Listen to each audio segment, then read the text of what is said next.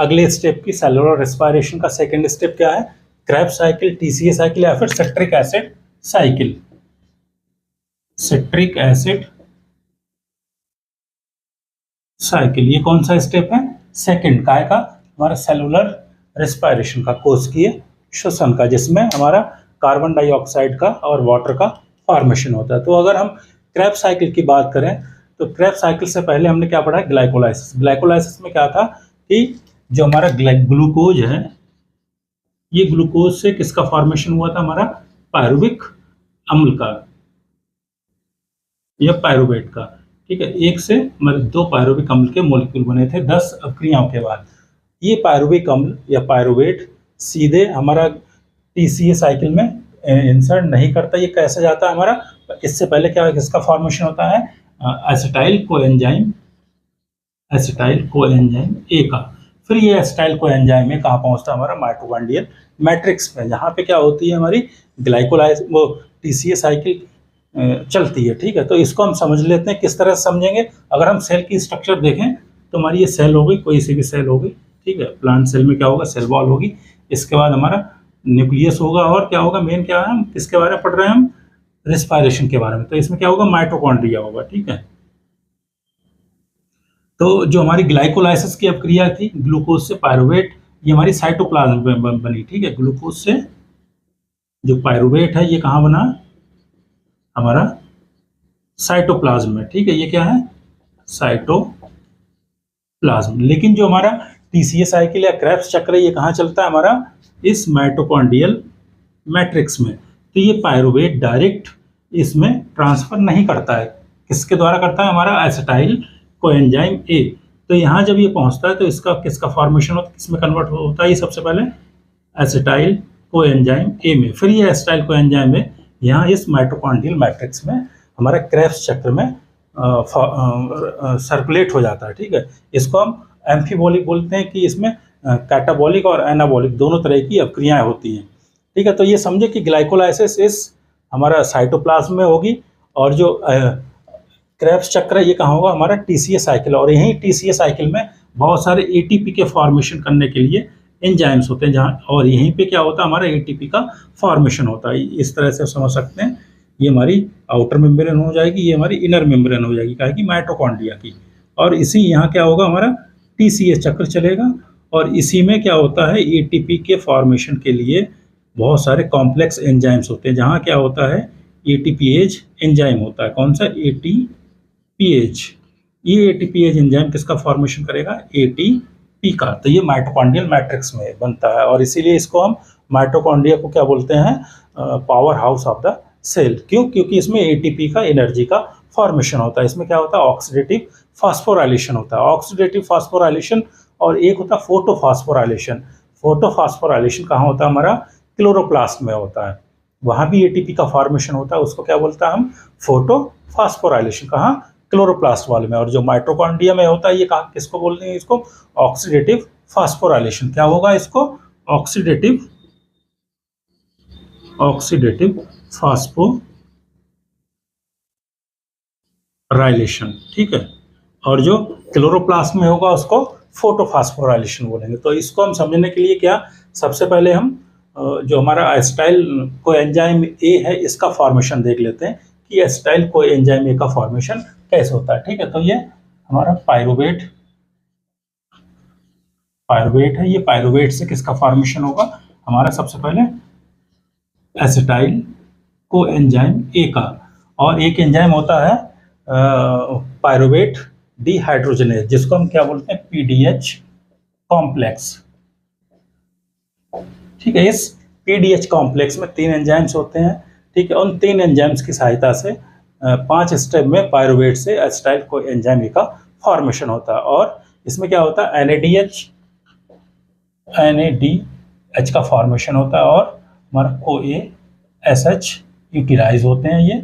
और किसका फॉर्मेशन होगा? हमारा यहाँ CO2 निकलेगी और NADH और H पॉजिटिव। ये इतने प्रोसेस होते हैं और इसमें मैग्नीशियम आयन की उपस्थिति होती है। तो ये क्या है कि इस पीडीएच कॉम्प्लेक्स की सहायता से जो हमारा पायरुविक अम्ल बना है, पायरुवेट बना, ये एसिटाइल कोएंजाइम ए में कन्वर्ट होता है। और यहाँ इसको हम इस प्रोसेस को बोलते हैं डीकार्बोक्सिलेशन।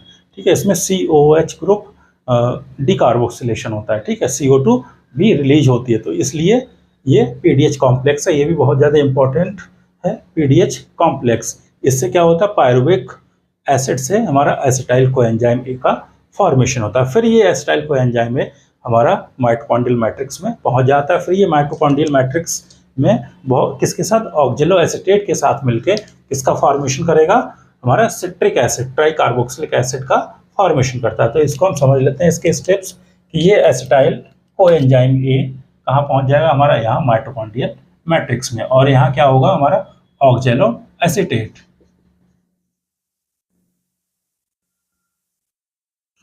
ऑक्जेलो एसिटेट की सहायता से ये एसिटाइल कोएंजाइम ए मिलेगा और किसका फॉर्मेशन करेगा, सिट्रेट का। किसका फॉर्मेशन करेगा, सिट्रेट, सिट्रेट या फिर आइसोसिट्रेट। और इसमें एंजाइम कौन सा, citrate synthase, citrate synthase enzyme की उपस्थिति में हमारा ऑक्जेलो एसिटेट किसका फॉर्मेशन करता है, सिट्रेट का। और ये फिर सिट्रेट एकोनिटेज एंजाइम की उपस्थिति में किसका फॉर्मेशन करेगा, आइसोसिट्रेट।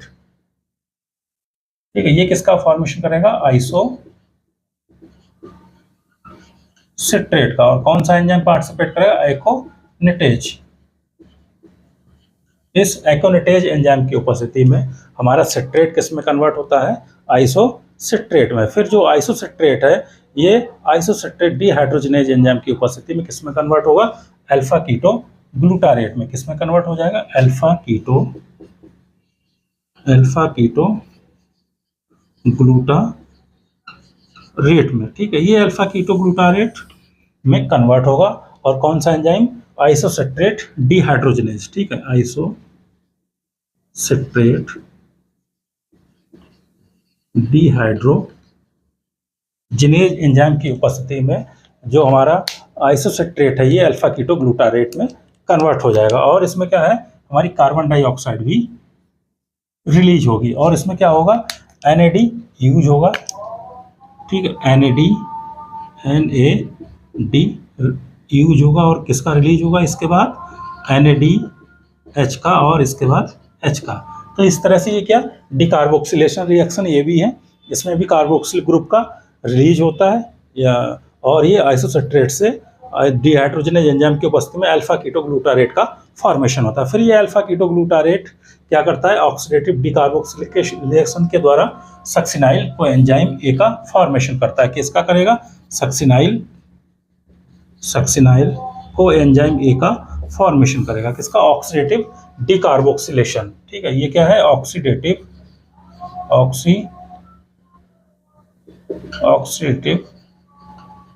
डीकार्बोक्सिलेशन। यहाँ भी CO2 या कार्बोक्सिल ग्रुप रिलीज होता है। ठीक है, तो ये क्या हो जाएगा, ऑक्सीडेटिव डिकार्बोक्सिलेशन के द्वारा क्या होगा, सक्सिनाइल कोएंजाइम ए का फॉर्मेशन। और यहाँ पे डीहाइड्रोजनेज एंजाइम पार्टिसिपेट करता है। कौन सा, डीहाइड्रोजनेज एंजाइम यूटिलाइज होगा। और यहाँ ये कौन सी रिएक्शन कहलाएगा, डीकार्बोक्सिलेशन की क्रिया होगी। और यहाँ पे हमारा जो CoASH यूटिलाइज हुआ था कहाँ पे, PDH कॉम्प्लेक्स में, यहाँ पे रिलीज हो जाएगा। ठीक है, तो ये क्या है, NAD पॉजिटिव किस में कन्वर्ट होगा हमारा, ये निकल जाएगा NADH और H पॉजिटिव में। ठीक है, तो इस तरह से ये किसका फॉर्मेशन हो गया, हमारा सक्सिनाइल कोएंजाइम ए का। ठीक है, और यहाँ पे किसका यूज होगा,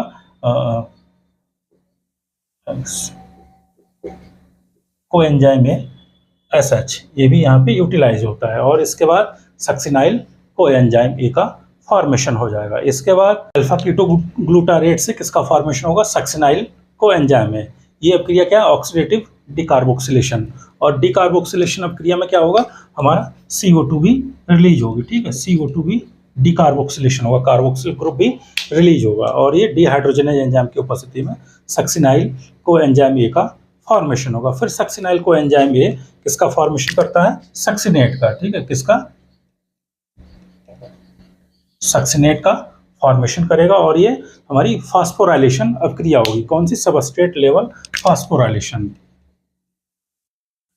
सबस्ट्रेट लेवल फास्फोराइलेशन अभिक्रिया के द्वारा हमारा क्या? जीटीपी का फॉर्मेशन होगा, जीडीपी यूटिलाइज होगा, जीडीपी प्लस इनऑर्गेनिक फॉस्फेट और ये सबस्ट्रेट लेवल फास्फोराइलेशन होगा। ठीक है, सक्सिनाइल को एंजाइम ए से हमारा सक्सिनेट का फॉर्मेशन होगा और इस अभिक्रिया को हम सबस्ट्रेट लेवल फास्फोराइलेशन बोलेंगे और इसमें जीडीपी यूटिलाइज होगा और जीटीपी का फॉर्मेशन करता है। और यहाँ पे एंजाइम थायोकाइनेज,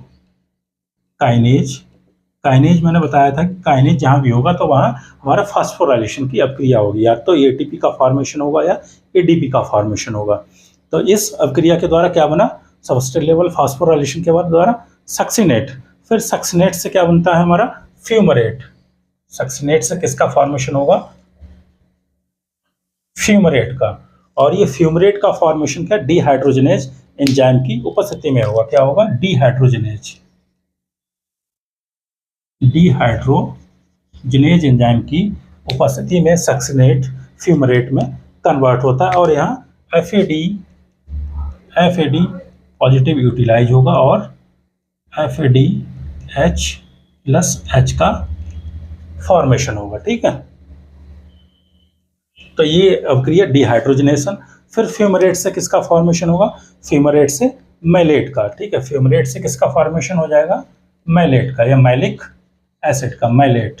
और इस मैलेट से किसका फॉर्मेशन होता है? हमारा ऑक्जेलो एसीटेट का। तो इस तरह से ये हमारी सिट्रिक एसिड साइकिल की अभिक्रिया हो जाएगी। ठीक है, तो फ्यूमरेट से जो मैलेट का फॉर्मेशन है ये यहाँ पे वाटर मॉलिक्यूल भी यूटिलाइज होगा और यहाँ फ्यूमरेज एंजाइम पार्टिसिपेट करेगा। कौन सा एंजाइम?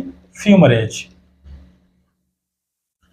ठीक है, और फिर ये फ्यूमरेज से मैलेट का, और मैलेट किस में कन्वर्ट हो जाएगा? हमारा ऑक्जेलो एसीटेट में। और यहाँ डीहाइड्रोजनेज एंजाइम पार्टिसिपेट करेगा। कौन सा? डीहाइड्रोजनेज एंजाइम पार्टिसिपेट करेगा। जहाँ भी डीहाइड्रोजनेज होता है तो वहाँ क्या?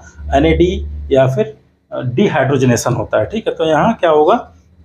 डीहाइड्रोजनेशन की अभिक्रिया होगी। यहाँ पे NAD पॉजिटिव किस में कन्वर्ट हो जाएगा?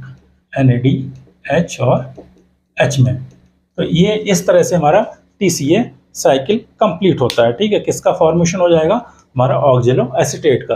ठीक है, दोबारा इसको देख लेते हैं। सिट्रिक एसिड साइकिल डायरेक्ट हमारा कहाँ चलता है? माइटोकॉन्ड्रियल मैट्रिक्स में। ठीक है, और माइटोकॉन्ड्रियल मैट्रिक्स में चलने से पहले जो हमारा पायरुवेट बना ग्लाइकोलाइसिस के द्वारा, ये एसिटाइल को एंजाइम ए में कन्वर्ट होता है। किसके? PDH कॉम्प्लेक्स की उपस्थिति में। पायरुवेट डीहाइड्रोजनेज एंजाइम है जिसके 3 सब यूनिट्स होते हैं, 3 एंजाइम्स होते हैं, और इसमें क्या होता है? Pyruvic acid acetyl co enzyme A में कन्वर्ट होगा। फिर acetyl co enzyme A citrate synthase enzyme की उपस्थिति में ऑक्जेलो एसीटेट के साथ मिलकर सिट्रेट का फॉर्मेशन करता है। फिर सिट्रेट एक्योनेटेज एंजाइम की उपस्थिति में आइसोसिट्रेट का फॉर्मेशन करेगा। फिर ये आइसोसिट्रेट इसका फॉर्मेशन, आइसोसिट्रेट डीहाइड्रोजनेज एंजाइम की उपस्थिति में अल्फा कीटोग्लूटारेट का फॉर्मेशन करता है।